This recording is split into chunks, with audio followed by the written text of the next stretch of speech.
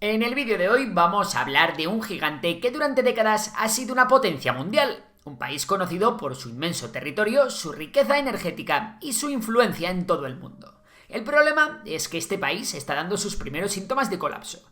¿Sabes ya de qué país hablamos? Sí, hablamos del país de los zares, el vodka y los paisajes infinitos. Hablamos de Rusia. Y es que, como todos sabréis, Rusia está en una guerra contra Ucrania desde 2022, cuando Putin ordenó una invasión a gran escala del país. Rusia justificó la invasión de Ucrania con una hipotética desnazificación y para proteger a las minorías rusoparlantes del país que, según Putin, estaban sufriendo un genocidio. Ah, claro, y para evitar una hipotética entrada de Ucrania en la OTAN. Pero bueno, esta historia ya os la sabéis. Eso sí, antes de entrar en materia queremos que entendáis algo fundamental. Cada medio de comunicación tiene su enfoque y aporta su opinión. Nosotros tratamos de ser lo más objetivos posible, pero todos estamos influidos por algún grado de sesgo. Por eso queremos hablaros de Ground News, una herramienta increíble que os ayuda a analizar cientos de medios de comunicación de forma rápida y sencilla, para comparar los enfoques de cada uno. Por ejemplo, esta noticia sobre las armas nucleares en Bielorrusia ha sido cubierta por un 32% de medios de izquierda, un 27% de centro y un 41% de derechas. Los medios de izquierdas critican el autoritarismo del gobierno bielorruso. Por otro lado, los medios de derechas subrayan la responsabilidad nuclear histórica, un aspecto que no aparece reflejado en la cobertura de centro e izquierda. Además, Ground News tiene una función llamada Blind Spot, que destaca las historias que están desproporcionadamente cubiertas por un lado del espectro político. Así podemos conocer noticias que de otra manera podrían pasar desapercibidas. ¿Y cómo funciona Ground News? Pues combina el análisis de tres organizaciones totalmente independientes que monitorizan las noticias, garantizando fiabilidad y transparencia, sin algoritmos que manipulen lo que ves. Ground News te permite acceder a múltiples perspectivas y mejorar tu pensamiento crítico, todo desde un solo lugar. Si quieres probarlo, puedes hacerlo con este QR o el enlace en la descripción, ground.news/memorias. Y gracias a esta colaboración os lleváis un 40% de descuento en la versión Vantage, que incluye acceso completo e ilimitado. De verdad, merece la pena. Gracias a Ground News por patrocinar este vídeo y ahora sí, volvemos a la economía rusa y al análisis de su posible colapso. ¡Vamos allá! Hoy venimos a hablar de otra cosa. Hoy, amigos y amigas de Memorias de Pez, venimos a hablar de la economía de Rusia, un país que logró levantarse de la caída de la Unión Soviética y que se consolidó como una de las mayores economías del mundo. Pero ahora los tiempos han cambiado y Putin se encuentra con un marrón. Un colapso económico sin precedentes. Así que en el vídeo de hoy vamos a responder a varias preguntas. ¿Qué está pasando? ¿Es el fin de Rusia como potencia económica? ¿Qué va a pasar con la economía rusa? Pues agarraos bien, porque vamos a descubrirlo. Lo primero que tenemos que saber es que Rusia ya tenía un montón de problemas antes de que empezara la guerra. Su PIB llevaba estancado desde 2014, pero ¿cuáles eran estos problemas? ¿Por qué estaban ya estancados? Bueno, vamos a verlo. El primero de los problemas tiene que ver con las sanciones internacionales. ¿Cómo? ¿No estamos hablando de antes de la guerra de Ucrania? Así es, y es que Rusia lleva teniendo sanciones desde 2014. ¿Y qué pasó ese año? Pues que después de un referéndum, sin ninguna garantía democrática, Rusia se anexionó Crimea, una pequeña península que era una república autónoma dentro de Ucrania donde la mayoría de la población es de origen ruso. Este referéndum fue considerado ilegal por la mayoría de la comunidad internacional y por ello se le impusieron las sanciones a Rusia. Estas sanciones incluían sanciones individuales, sobre todo a militares y altos cargos del gobierno, sanciones económicas, las cuales prohibían las importaciones a productos de Crimea y Sebastopol, sanciones en el sector turístico, vital para la economía de la península, y por supuesto, sanciones financieras. Estas medidas buscaban presionar a Rusia para que respetara el territorio de Ucrania y provocaron varios dolores de cabeza para Putin. Uno de estos dolores de cabeza lo provocaron las sanciones financieras, y es que estas hicieron que fuera más difícil para Rusia acceder a los mercados financieros de todo el mundo, lo cual acabó provocando que cada vez fuera más caro pedir un préstamo y limitando el crecimiento de las empresas rusas. Otro problema que trajeron consigo las sanciones fue la inflación. Con el recuerdo de la hiperinflación rusa relativamente reciente, concretamente de 1998, cualquier episodio afectaba la confianza del rublo, y las sanciones eran uno de esos episodios. La alta inflación provocó el estancamiento de poder adquisitivo de la población rusa, o en otras palabras, desde 2014, año en que se impusieron las sanciones, los rusos cada vez tenían un menor poder adquisitivo, lo cual también provocó que cada vez consumieran menos, ralentizando así la economía. Los problemas de Rusia no acababan con las sanciones y es que el país también tenía una gran dependencia del petróleo y del gas. Aproximadamente el 40% de los ingresos de Rusia y más del 60% de sus exportaciones provenían exclusivamente del crudo y del gas. Esto hacía que su economía fuera vulnerable a las fluctuaciones de los precios de estas materias primas. Cada vez que los precios bajaban, la economía rusa se resentía, lo cual hacía a la economía bastante débil y cíclica. Putin también tenía problemas con la demografía. La población cada vez envejecía más. Además, se estaba produciendo una fuga de cerebros, producida por la falta de oportunidades. Y es que los jóvenes más cualificados, que se supone que eran los que tenían que sacar el país adelante, se estaban yendo a lugares como Europa, Estados Unidos o a lugares con buenos salarios, como Emiratos Árabes Unidos. Por si todo esto fuera poco, a todos estos problemas tenemos que sumar los altos niveles de corrupción con los que contaba Rusia, la cual provocaba cierta desconfianza en muchos inversores extranjeros, que preferían invertir su dinero en otros países. Aun con todos estos problemas, Rusia había logrado cierta estabilidad. El país tenía muchas reservas de divisas internacionales y un bajo nivel de deuda pública. Además, Putin creía que la debilidad de Occidente evitaría una respuesta decidida a favor de Ucrania. Fue entonces cuando a Putin se le vino a la cabeza el tema de empezar con la invasión. ¿Y qué ha pasado desde entonces? ¿Cuáles han sido las consecuencias para la economía rusa? Venga, vamos a verlo. El primer punto que vamos a ver es el de las sanciones. Vale, todos habréis oído hablar ya de estas sanciones, pero ¿qué sanciones eran? ¿Consiguieron lo que buscaban? Vamos a verlo. Las sanciones que impusieron a Rusia van desde los deportes, donde ya no podemos ver a Rusia en los Juegos Olímpicos, pasando por prohibir a altos cargos viajar a algunos países, y hasta algunas sanciones financieras y económicas. Estas sanciones incluyen prohibición de exportaciones hacia Rusia, restricción de sus importaciones, congelación de dinero ruso que se encontraba en el extranjero, prohibiciones de inversión en Rusia y de que Rusia acceda al financiamiento internacional. Bueno, y un largo etcétera. ¿Tuvieron efecto estas sanciones? Lo primero que tenemos que tener en cuenta es que no todos los países las impusieron. Para que os hagáis una idea, de los casi 200 países que hay en el mundo, solo formaron parte de ellas unos 50. La mayoría de países de África, China, India y muchos de los países que formaban parte de la antigua Unión Soviética no levantaron sanciones, lo cual hace que Rusia se pueda ayudar de estos países para eludir algunas de estas. Por ejemplo, tras las sanciones, Europa bajó muchísimo sus importaciones de gas y petróleo ruso. Esto provocó que países como China, India o Turquía adquirieran energía rusa a muy buen precio. Además de esto, Putin ha utilizado flotas fantasma para evadir los límites del precio que le ha puesto Occidente.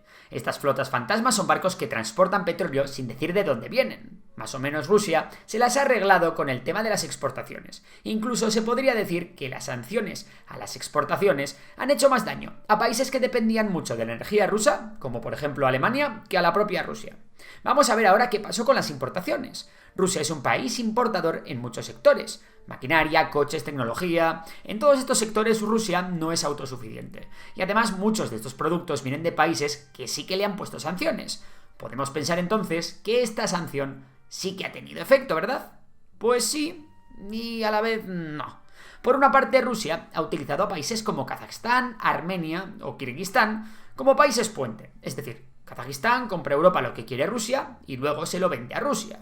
Esto ha provocado situaciones curiosas, como que las exportaciones a Armenia desde la Unión Europea hayan crecido un 292%, o a Kazajistán un 160%. Estas exportaciones son sobre todo maquinaria y tecnología.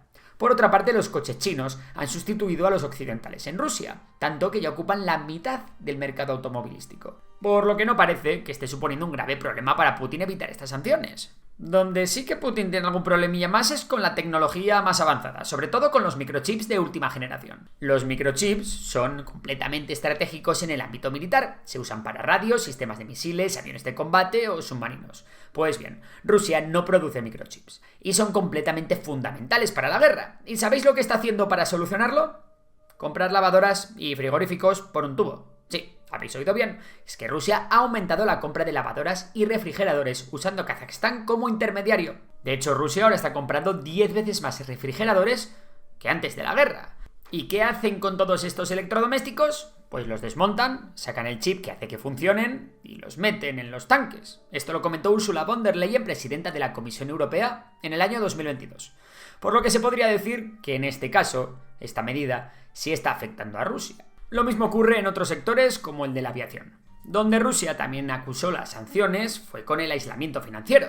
El aislamiento financiero provocó una escasez de divisas internacionales, lo que encarece las importaciones, haciendo así que subiera la inflación. Y claro, que se devalúe el rublo. Vale, esto igual te suena chino, pero vamos a explicarlo mejor. Imagina que un empresario ruso necesita comprar productos extranjeros como tecnología o maquinaria. Para hacerlo, debe pagar en una divisa extranjera como dólares o euros. Esto significa que debe convertir rublos a dólares o euros. Si muchos empresarios, bancos y ciudadanos en Rusia tienen que comprar divisas extranjeras por diversas razones, la demanda de dólares o euros aumenta. Al mismo tiempo, las personas quieren menos rublos porque prefieren tener una moneda extranjera para poder comprar productos en el mercado internacional. Si el rublo cada vez cuesta menos, las importaciones cada vez serán más caras y la inflación subirá.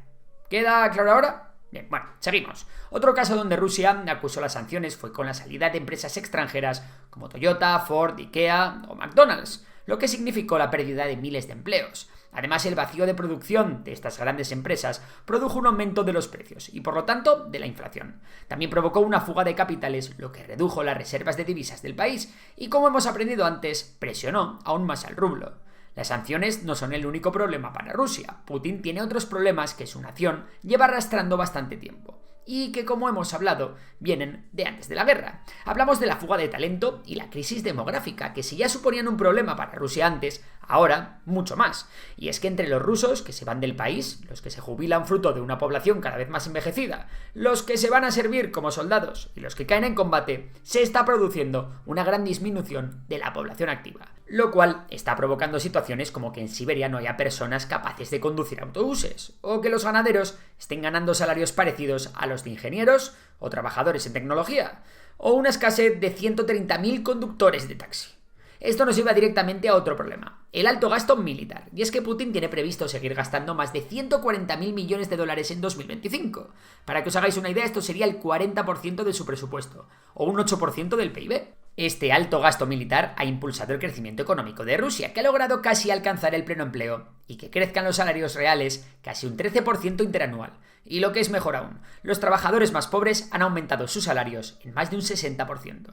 Si bien es verdad que estos datos hay que cogerlos con pinzas, ya que pueden estar inflados por el Kremlin como propaganda, sí que se ha producido un aumento de los salarios. Esto se debe a que las empresas privadas no pueden competir con los altos salarios militares. Tanto es así que, según algunas encuestas, más del 80% de empresas rusas están teniendo problemas para encontrar trabajadores. ¿Queréis un ejemplo? Venga, los empleados de granjas, anteriormente los trabajadores más humildes, piden salarios mensuales de más de $1.500, algo impensable antes de la guerra. Todo esto ha provocado que el PIB ruso, que cayó un 2,1% en 2022, crezca un 3,6% en 2023 y que vaya camino de crecer otro 3,3% en 2024. Entonces, ¿le va bien a Rusia? ¿Está logrando una recuperación milagrosa? Pues la respuesta sencilla es que no. Y es que todo este gasto militar y el gran aumento de los salarios acaba provocando un aumento del coste de cualquier empresa, lo que hace que suba el precio de sus productos y por tanto también hace que suba la inflación. Según los datos del gobierno ruso, la inflación actualmente supera el 8%. Eso según el Kremlin. Pero es que si nos fijamos en algunas fuentes no oficiales, las cifras podrían ser mucho mayores. De hecho, el índice Borch, un rastreador del coste de vida en línea que monitorea los precios de 4 ingredientes necesarios para preparar la sopa tradicional, informó de un aumento del 20% en octubre de 2024 en comparación con 2023. Pero donde más diferencia hay entre Rusia y la Unión Europea o Estados Unidos no es en la inflación, sino en los tipos de interés. Los tipos de interés, para entendernos fácilmente, es lo que cuesta pedir dinero prestado. Si los tipos de interés son altos, pedir dinero prestado se vuelve más caro, por lo que la gente o las empresas no suelen pedir tantos créditos. Si los tipos son bajos, es más barato pedir dinero y la gente pide más créditos, por lo que gasta e invierte más. Pues bien, la principal diferencia está en que el Banco Central Europeo tiene los tipos de interés al 3,4%, unas tasas que se consideran ya bastante altas, mientras que el Banco Central ruso las ha elevado hasta un 21%, una auténtica barbaridad, su nivel más alto en 20 años, y aún así la inflación ha seguido siendo elevada. ¿Qué consecuencias puede tener esto? Pues para empezar, el rublo ruso, junto con el peso argentino o la lira turca, es una de las monedas más depreciadas del mundo. Al haber inflación, el rublo se reduce en valor, y a pesar de que el Banco Central ruso está vendiendo sus reservas de dólares, euros y yuanes para mantener a flote la moneda, a finales de noviembre el precio del rublo con respecto al dólar marcó mínimos que no se veían desde el inicio de la guerra. Desde que Rusia se hizo con Crimea en 2014, el rublo ha perdido el 70% de su valor con respecto al dólar. Además, la devaluación de la moneda provoca que las importaciones le salgan a Putin cada vez más caras. Pero esto es mejor que lo veamos con un ejemplo. En 2021, un ruso compró 80 kilos de aceite de oliva de España por valor de 100 euros. Si el tipo de cambio era de 87 rublos por euro, el ruso pagaba 8.700 rublos por su aceite. Ahora, en 2024, debido a la devaluación del rublo, el tipo de cambio ha cambiado a 108 rublos por euro. Si el ruso quisiera comprar los mismos 80 kilos de aceite, tendría que pagar aproximadamente 10.800 rublos. Por lo que ahora, con 8.700 rublos, el ruso puede comprar menos, o dicho de otra manera, ha perdido poder adquisitivo de compra en el exterior. Todos estos problemas han provocado una gran caída del MOEX Russia Index, que es un índice que engloba las mejores empresas de Rusia en bolsa, el cual se encuentra casi un 25% por debajo de los niveles de antes de la guerra. Y no solo esto, muchos expertos aseguran que Rusia puede estar cerca de un estado de estanflación. ¿Y qué es todo esto de la estanflación? Un país se encuentra en estanflación cuando tiene un crecimiento económico lento o nulo, alta inflación y desempleo elevado o estructural. Vale, hemos visto que la inflación es elevada, pero Rusia está creciendo el triple que la Unión Europea y tiene a casi toda su población trabajando. Y sí, esto es cierto, pero ya hemos visto que esto se debe únicamente a que su país está en guerra y el gobierno está gastándose un pastizal en material militar. Pero, ¿qué pasará cuando Rusia deje de gastarse ese dineral en defensa? Pues esa pregunta te la dejo a ti. Por mi parte, esto es todo por hoy. Ahora os toca a vosotros responder. ¿Puede Rusia mantener su economía creciendo gracias al gasto militar? ¿O estamos viendo una burbuja insostenible que terminará explotando? Estas preguntas os las dejo para los comentarios. Por mi parte, esto es todo. Recordad el tema de Ground News y por lo demás, un saludo y hasta la próxima.